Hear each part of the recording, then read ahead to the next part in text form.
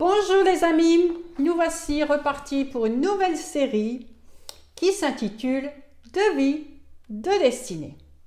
Et ce soir, nous allons commencer avec une vie.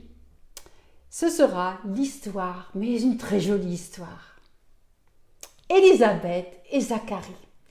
Et je vous conseille de lire cette histoire dans l'évangile de Luc au chapitre 1. Et vous lisez tout le chapitre et vous verrez que cette histoire vous emmène loin et vous allez vouloir connaître et connaître encore plus. Alors, nous allons commencer par un point. Qui sont Élisabeth et Zacharie dans notre histoire? Alors, avant de commencer notre petite enquête, on va se pencher sur la signification de leur nom. Élisabeth veut dire « serment de Dieu ». Et Zacharie veut dire « l'Éternel se souvient ». Et vous allez voir que ces noms sont une faveur dans leur vie. Alors, leur appartenance. Et je vais peut-être commencer par la lecture des premiers versets qui nous disent « Du temps d'Hérode, roi de Judée, il y avait un sacrificateur nommé Zacharie, de la classe d'Abia. Sa femme était d'entre les filles d'Aaron et s'appelait Élisabeth. » Jusque-là, tout va bien. Tous deux étaient justes devant Dieu, observant d'une manière irréprochable tous les commandements et toutes les ordonnances de Dieu. Alors vous voyez bien, Élisabeth faisait partie de la maison d'Aaron. Nous connaissons Aaron dans l'Ancien Testament. Zacharie faisait partie des personnes, des sacrificateurs, des gens qui travaillaient au service de Dieu dans le temple. Ils étaient tous les deux de famille juive. Ils habitaient près de Jérusalem. Ils étaient mariés. C'était un couple, comme on l'a lu, qui craignait Dieu, qui servant Dieu d'une manière irréprochable. Ils craignaient Dieu. C'était un couple intègre. Ils n'avaient pas d'enfants, car Élisabeth était stérile. Pendant des années, ils priaient pour avoir un enfant. Alors, on va le lire plus loin. Ils n'avaient point d'enfant parce que Élisabeth était stérile et ils étaient l'un et l'autre avancés en âge. Donc, vous voyez, quand on avance en âge, à un moment donné, la madame ne peut plus enfanter. Alors, l'espoir disparaît. L'espoir disparaît. Et à l'époque du peuple juif, une femme qui était stérile était une femme qui était mal vue et elle portait sur elle une opprobre. C'était un malheur pour elle. Donc mettons-nous à la place d'Élisabeth. Pas d'enfant, elle servait Dieu, elle était intègre. Pourquoi Dieu, tu ne lui donnes pas cet enfant?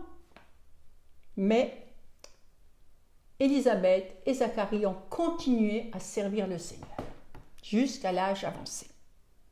Maintenant, nous allons faire connaissance avec Zacharie. Zacharie était un homme pieux, aimant Dieu. Il était sacrificateur au temple. Alors, dans le verset 8, on va voir que Zacharie était vraiment fidèle dans sa tâche. Or, pendant qu'il s'acquittait de ses fonctions devant Dieu, selon le tour de sa classe, donc il y avait un tour de rôle, il fut appelé par le sort, d'après la règle du sacerdoce, à entrer dans le temple du Seigneur pour offrir le parfum. Donc il y avait tout un rituel et il y avait beaucoup de sacrificateurs et le tour était tiré au sort. Et là, le sort est tombé sur Zacharie. Et nous allons voir plus loin ce qu'il se passe quand Zacharie fait son service. Toute la multitude du peuple, je continue la lecture au verset 10, toute la multitude du peuple était dehors en prière à l'heure du parfum. Zacharie fut troublé en le voyant. Attendez, je me reprends. Toute la multitude du peuple était dehors en prière. à l'heure du parfum. Alors un ange du Seigneur apparut à Zacharie et se tint debout à droite de l'autel des parfums. Zacharie fut troublé en le voyant, et la frayeur s'empara de lui. Mais l'ange lui dit, « Ne crains point, Zacharie, car ta prière a été exaucée. » Waouh! Quelle merveilleuse nouvelle! Ta femme Élisabeth t'enfantera un fils, et tu lui donneras le nom de Jean. Waouh! La femme n'était pas au courant. Et l'ange apprend à Zacharie qu'ils auront un fils et lui donne même le nom. Waouh! C'est merveilleux. Moi, j'aspire à faire cette expérience avec mon père. J'aspire. Je continue ma lecture.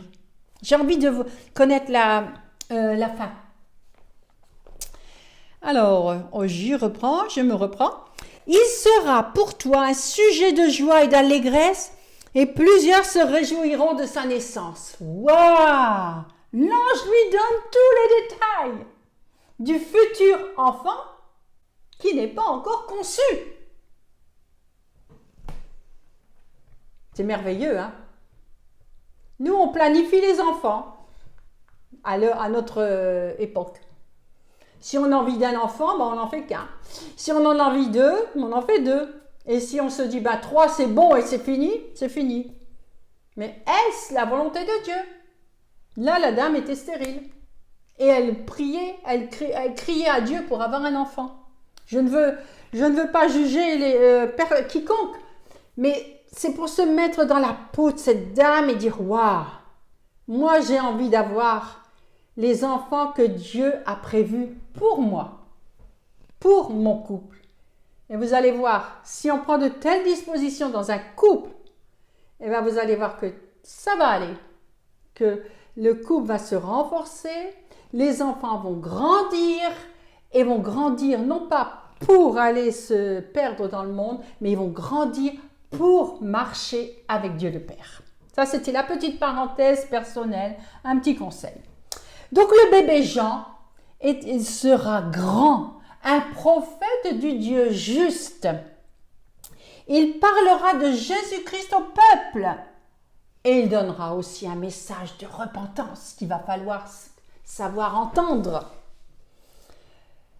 Au fait, la grandeur de Jean dépendait de la personne qu'il annonçait. Alors, puisqu'il annonçait la venue du Sauveur Jésus, Dieu a fait de lui un prophète, un grand prophète. Il était rempli de l'Esprit Saint et il annonçait des oracles de Dieu. Il prophétisait déjà à l'avance de ce qui va se passer après lui. Et dans ce verset, de ce chapitre de Luc, on voit aussi ensuite, par la suite, la naissance de Jésus. Et simplement, pour Jésus, il est marqué « Il sera grand ». Par contre, pour Jean-Baptiste, il sera... Attendez que je me reprends. « Car il sera grand devant le Seigneur ». Et ensuite, il continue. « Il ne boira ni vin ni liqueur enivrante. Il sera rempli de l'Esprit Saint dès le sein de sa mère. » Waouh! Il ramènera plusieurs des fils d'Israël au Seigneur leur Dieu. La mission de Jean était grande et bien définie par Dieu lui-même, par l'intermédiaire de l'ange. Chers amis, quand une dame est enceinte, rien que à la conception, prions déjà pour cet enfant. Bénissons cette semence afin qu'elle grandisse dans le ventre, dans les entrailles de la maman et qu'elle soit une bénédiction à la sortie et dans le futur. Bénissons une femme enceinte. ce mois-ci, nous aurons la naissance d'un bébé dans l'église. Eh bien, nous le bénissons déjà. Nous avons déjà béni la maman enceinte et nous bénissons la naissance, ce mois-ci, du petit garçon qui naîtra avant Noël. Merci Seigneur pour cette naissance. Alors, mettons-nous à la place de Zacharie. Zacharie, il entend tout ça. Mais il se dit, ma femme, elle n'est pas en âge de concevoir. Et elle n'est pas en âge. Et moi, je suis déjà âgée. Donc, c'est impossible. Il n'en croit pas ses oreilles. Il est dépassé. Et il pose une question à l'ange qui, à mon avis, il n'aurait pas dû poser. À mon avis, il n'aurait pas dû la poser. Il pose, à quoi reconnaîtrais-je cela? À quoi? Et on a la réponse au verset 16. Non, plutôt 18. Alors, à quoi reconnaîtrais-je cela? Car je suis vieux et ma femme est avancée en âge. L'ange lui répondit. Et là, tout au début dans les versets, nous voyons que l'ange ne s'est pas présenté. On parle de l'ange. Mais là, au verset 19, nous voyons que l'ange se présente. Et il dit qui il est. Et il dit, je suis Gabriel, je me tiens devant Dieu, j'ai été envoyé pour te parler et pour t'annoncer cette bonne nouvelle. L'ange n'est pas apparu comme ça. Il est apparu naturellement, mais pas de son plein gré. C'est Dieu qui l'a envoyé et il avait un message à délivrer à Zacharie. Alors, que se passe-t-il? Notre Zacharie, on voit là le doute, il y a un peu d'incrédulité, il y a un manque de confiance là, à cette révélation. Et notre ange Gabriel prend autorité, parce qu'il a reçu cette autorité de Dieu pour adresser ce message. Et ensuite, il lui dit, au verset 20, « Et voici, tu seras muet, et tu ne pourras parler jusqu'au jour où ces choses arriveront, parce que tu n'as pas cru à mes paroles, qui s'accompliront en leur temps. » Et nous voyons là que l'ange, lui, il était certain. Il est parti annoncer la nouvelle. C'était Dieu qui lui avait donné. Donc, il annonce. Mais notre Zacharie a douté. Et du coup, l'ange a dit, tu seras muet. Et les conséquences seront quand même assez grandes. Alors oui, il y a des questions à ne pas poser à Dieu. Quand Dieu veut faire quelque chose, laissons-le faire. Laissons-le faire. Il vaut mieux, avec humilité, écouter et observer les commandements de Dieu, la volonté de Dieu. Alors, il était au temple, il était dans la salle des parfums, là, et le peuple était dehors. Le peuple priait. Le peuple attendait. Pour le peuple, c'était déjà long. Mais que fait Zacharie? Mais pourquoi est-il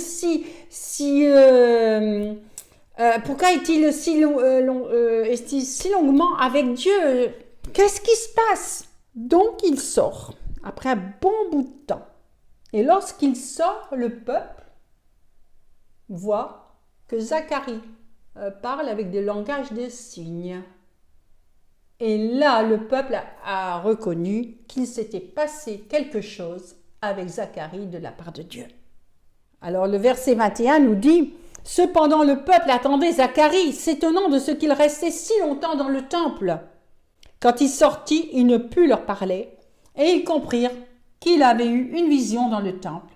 Il leur faisait des signes, et il resta muet. » Faisons attention dans les dans les choses spirituelles, quand Dieu parle, acceptons. Alors il a fait son service pendant une semaine, si mes souvenirs sont bons, ils avaient un service d'une semaine, il rentra à la maison et peu de temps après, Élisabeth fut enceinte. Et maintenant, tournons-nous vers la personne d'Élisabeth. Élisabeth, elle était consciente d'être l'objet de la grâce divine. Intérieurement, elle était certainement heureuse. Pourtant, elle se cachait modestement pendant les 5 premiers mois de sa grossesse. Et nous pouvons lire là plus loin. Lorsque ses jours de service furent écoulés, il s'en alla chez lui. Quelque temps après, Élisabeth, sa femme, devint enceinte. Elle se cacha pendant 5 mois, disant « C'est la grâce que le Seigneur m'a faite, quand il a jeté les yeux sur moi pour ôter mon opprobre parmi les hommes. » Quelle grâce! Quelle bénédiction! La grâce de Dieu est passée sur cette femme. Ses prières sont exaucées, son désir d'enfanter est là. Merci Seigneur. Elle ne voulut pas attirer l'attention sur elle. Elle désirait prendre du retrait, jouir de ce temps de bénédiction. Être reconnaissante envers Dieu d'avoir trouvé grâce à ses yeux. Dieu l'a gardée. Dieu a ôté sa honte, son opprobre parmi les hommes. Elle louait son Seigneur. Mais c'est merveilleux. Une telle attitude pour une femme dans cette situation, c'est honorable. Honorable. Alors moi, je veux faire une petite parenthèse me concernant parce que ce texte m'interpelle. Quand j'étais enceinte de mon 8e enfant, quand j'ai appris que j'étais enceinte de mon 8e enfant, pendant 4 mois, les 4 premiers mois de ma grossesse, tant que j'ai pu cacher, je me suis cachée. Mais ce n'était pas pour les mêmes raisons. C'était pour des raisons bien différentes. Parce que je savais qu'autour de moi, il y avait des gens qui me pointaient du doigt. Pourquoi encore un 8e enfant? Et comment va-t-elle l'élever? Et comment va-t-elle le nourrir? Et ce sont ces paroles qui me blessaient. Et c'est pour ça que je me cachais. Pas du tout la même chose qu'Élisabeth. Pas du tout. Vous voyez, dans les circonstances différentes. Mais maintenant, je peux dire que l'enfant que j'ai eu, le 8e enfant que j'ai eu, était voulu de Dieu. Parce que quand j'ai accouché du 7e enfant, puis je perds un peu mon latin là, parce que lorsque j'étais à la clinique, j'avais à peine accouché de ma fille, Noémie. Une dame est venue dans ma chambre et elle m'a dit « Ce n'est pas le dernier enfant. Mais tu vas enfanter encore un fils, et ce fils sera le successeur de ton mari. » Et moi, je lui ai rétorqué, « Mais tu es folle! Je viens d'accoucher, et tu me parles que j'aurai encore un enfant? » Waouh! Et vous savez quoi? 19 mois plus tard, j'étais enceinte du dernier. Je me suis cachée pour d'autres raisons. J'ai accouché d'un enfant qui était déjà prévu par Dieu, que nous n'avions pas prévu. Donc, faisons vraiment attention à ce que nous disons et à comment nous interprétons bien des choses. Alors, nous allons passer maintenant à la naissance. Donc, le terme de la grossesse était arrivé. Élisabeth met au monde leur fils, celui qui deviendra le prophète du Très-Haut. Dans le verset 76. Et toi, petit enfant, tu seras appelé prophète du Très-Haut. Et pourquoi? Car tu marcheras devant la face du Seigneur pour préparer ses voies. Quelle responsabilité avait Élisabeth quand elle a couché cet enfant? Tout le monde était dans la joie à la naissance. C'est la fête. Et après, il y a la circoncision. Je ne rentre pas dans ce thème-là. Mais selon la coutume juive, l'enfant devait recevoir le nom de son père, celui de la tribu. Et alors, on disait déjà, ben voilà, il va s'appeler Zacharie. On lui a déjà donné le nom de Zacharie. Et c'est là qu'intervient Élisabeth. Wow, elle est devenue une femme combattante. Et elle dit, non, il sera appelé Jean. Rien à voir avec le nom qu'on voulait lui donner. Et là, c'est la stupéfaction du peuple. Comment ça se fait qu'elle peut dire non? Mais c'est dans les coutumes, c'est dans la tradition. Pourquoi changer? Et nous allons voir qu'il se tourne vers Zacharie. Alors, le verset 63, je pense. Alors, le peuple se tourne vers Zacharie. Et Zacharie était muet. Il était muet, Zacharie. Mais comment peut-il répondre à cette question? Alors, il demanda des tablettes. Et il écrivit Jean est son nom. Magnifique. Confirmation de ce qu'a dit Élisabeth. La communication, il y avait de la communication dans le couple.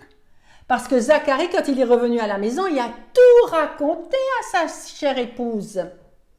Elle savait qu'elle portait en elle un enfant voulu du Seigneur, avec une autorité que Dieu lui donnait, avec une mission spéciale pour cet enfant.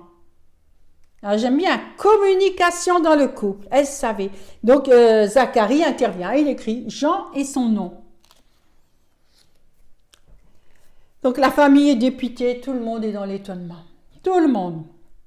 Et l'action de Zacharie, là, elle détermine son futur. Zacharie, en écrivant, en confirmant ce qu'a dit Élisabeth, démontre sa foi, sa crainte de l'Éternel, et à ce moment, il retrouve l'usage de la parole. Waouh! Il n'y avait pas de blablabla, il n'y avait pas de personnes qui venaient dire à Zacharie, mais non, tu ne peux pas faire ci, tu ne peux pas faire ça, c'est la coutume de faire ainsi, on ne peut pas changer de nouvelles choses. Dieu crée de nouvelles choses. On ne pouvait pas discuter, Dieu a voulu ainsi, on ne discute pas, on va, on fonce. Et le verset 67, Zacharie est rempli du Saint-Esprit. Zacharie va louer le Seigneur et il va commencer à prophétiser. Waouh! Je vous parle là et j'ai la chair de poule. Pourquoi? Parce que c'est l'œuvre de Dieu. Un couple intègre, un couple qui n'a pas cessé de persévérer, un couple qui est resté fidèle jusqu'au bout, jusqu'à être avancé dans l'âge, ils n'ont pas désespéré. Et Dieu a fait l'impossible. Alors, le petit Jean est né. On va parler un peu de Jean. Hein? Il avait, donc d'après les prophéties, tout ça, un ministère particulier. Jean donc croissait et se fortifiait dans sa famille. Hein, il n'est pas devenu prophète tout de suite.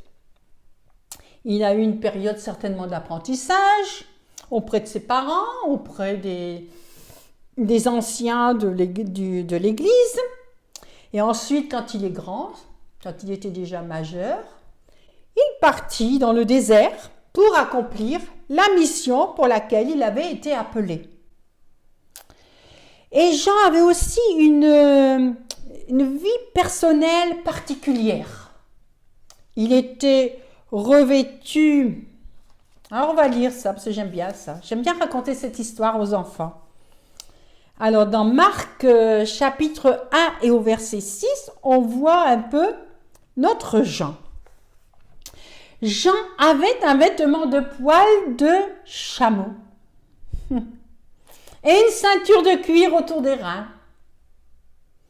Il se nourrissait de sauterelles et de miel sauvage. Voilà, notre Jean.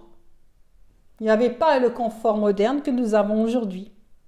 Mais il avait une mission spéciale, une mission puissante. Il se nourrit, donc je dis, il prêchait disant, il vient après moi celui qui est plus puissant que moi.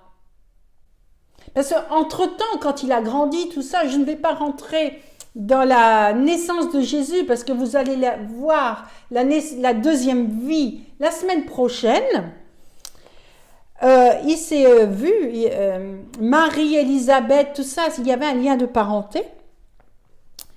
Donc il parle là, il vient après moi celui qui est plus puissant que moi. Donc il savait que Jésus arrivait. Et je ne suis pas digne de délier en me baissant la courroie de ses souliers. Aujourd'hui, je dirais les lacets de ses souliers. Et il disait, moi, je vous ai baptisé d'eau, mais lui, il vous baptisera du Saint-Esprit.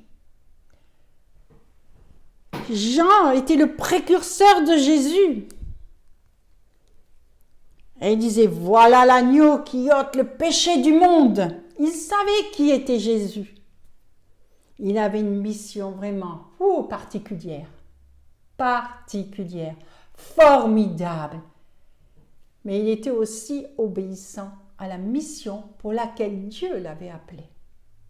Et dans son obéissance, Dieu a fait de lui vraiment un prophète grand, juste et intègre. Il se présentera aussi, Jean, comme la voix qui crie dans le désert il se déclare indigne de délier la courroie de la sandale de Jésus. Il était petit. Il se sentait petit devant le roi des rois qui arrivait. L'humilité. En conclusion, je pourrais dire, après la naissance de Jean, la parole ne nous parle plus de ce couple extraordinaire d'Élisabeth et de Zacharie. Mais par ce récit, nous avons pu voir que rien n'est impossible à Dieu. Dieu a entendu leurs prières, leurs soupirs. Dieu a vu les sacrifices, leurs souffrances, leur fidélité, leur persévérance. Et il a répondu en son temps. Dieu a pour chacun de nous une destinée. Es-tu prêt à la recevoir? Es-tu prêt à entrer dans la destinée que Dieu t'a confiée? Ces personnes, Élisabeth, Zacharie et bien d'autres personnes de l'Ancien Testament et du Nouveau Testament, étaient animées par le feu de Dieu. Elles ont servi Dieu dans leur génération. Avons-nous ce désir, ce feu pour servir Dieu dans notre génération, là où nous sommes? En tant qu'enfants de Dieu, nous avons le privilège d'annoncer au monde le salut en Jésus-Christ. Alors, soyons des voix retentissantes dans nos déserts respectifs, dans nos familles, dans notre quartier, parmi les amis, dans nos écoles, sur nos lieux de travail, partout où nous pouvons placer la bonne nouvelle, plaçons-la à bon escient. Annonçons-la, rachetons le temps. La semaine prochaine, nous verrons une autre naissance. Alors, rendez-vous est pris pour la semaine prochaine. C'est un rendez-vous à ne pas manquer. Juste avant Noël, on vous annoncera une nouvelle naissance, une nouvelle destinée. Alors, merci pour cette attention. Merci pour cette écoute. Et je vous dis à la semaine prochaine. Soyez bénis au nom de Jésus-Christ.